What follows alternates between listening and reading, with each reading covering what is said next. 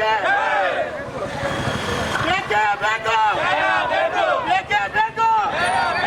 Muslim ಬೇಕು, ಮಾಡಲೇಬೇಕು, ಮಾಡಲೇಬೇಕು,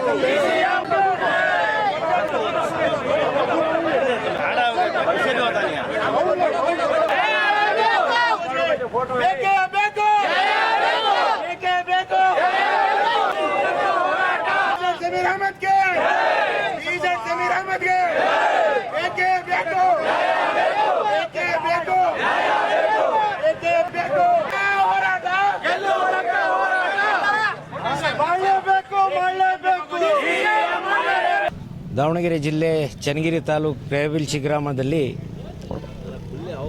ಏನು ಅಲ್ಪಸಂಖ್ಯಾತರಿಗೆ ಸಚಿವ ಸಂಪುಟದಲ್ಲಿ ಕೇವಲ ಒಂದು ಸ್ಥಾನವನ್ನು ಕೊಟ್ಟು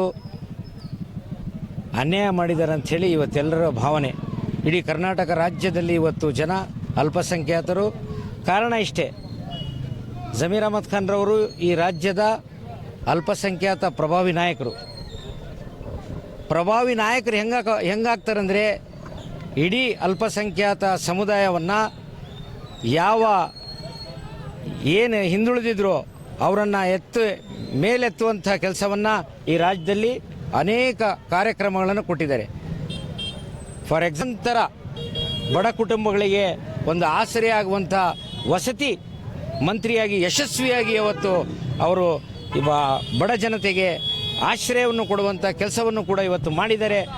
ಭಾಳ ಉತ್ತಮವಾಗಿ ಕೆಲಸವನ್ನು ಮಾಡತಕ್ಕಂಥ ಈ ಸಂದರ್ಭದಲ್ಲಿ ಕೆಲ ಕಿಡಿಗೇಡಿಗಳು ಅವರ ಏಳಿಗೆಯನ್ನು ಸಹಿಸದೆ, ಅವರ ಜನಪ್ರೀತಿಯನ್ನು ಸಹಿಸದೆ ಇವತ್ತಿನ ದಿನ ಷಡ್ಯಂತರವನ್ನು ಮಾಡಿ ಅವರನ್ನು ಡೆಪ್ಟಿ ಚೀಫ್ ಮಿನಿಸ್ಟರ್ ಉಪಮುಖ್ಯಮಂತ್ರಿಗಳಾಗಿ ಅವರಿಗೆ ಈಗಾಗಲೇ ಎಲ್ಲ ಸಿದ್ಧತೆಯನ್ನು ನಡೆದಿತ್ತು. ಕೊನೆಯ ಕ್ಷಣದಲ್ಲಿ ಅವರನ್ನು ತಪ್ಪಿಸುವಂಥ ಕೆಲಸವನ್ನು ಮಾಡಿದ್ದಾರೆ.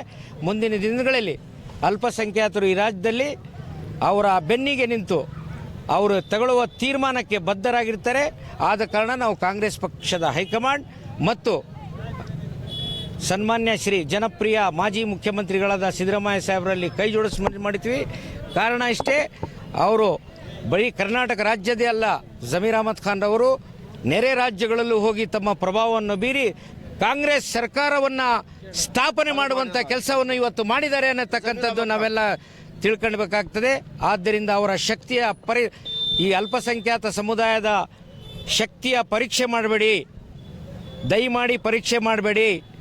ಜಮೀರ್ ಅಹಮದ್ ಖಾನ್ ಒಂದು ವ್ಯಕ್ತಿ ಅಲ್ಲ, ಜಮೀರ್ ಅಹಮದ್ ಖಾನ್ ಒಂದು ಶಕ್ತಿ ಅನ್ನತಕ್ಕಂಥದ್ದು ಈ ನಾಡಿನಾದ್ಯಂತ ಇವತ್ತು ಏನು ಪ್ರತಿಭಟನೆ ಮಾಡ್ತಾ ಇದ್ದಾರೆ ಅದರ ಮುಖೇನ ನಮಗೆ ಇವತ್ತು ಅವರ ಜನಪ್ರಿಯತೆಯನ್ನು ಗೊತ್ತಾಗ್ತದೆ. ಆದ್ದರಿಂದ ನಾವು ಇವತ್ತು ಕಳಕಳಿಯ ಮನವಿ ಮಾಡ್ತೀವಿ ಕಾಂಗ್ರೆಸ್ ಹೈಕಮಾಂಡ್ ಮತ್ತು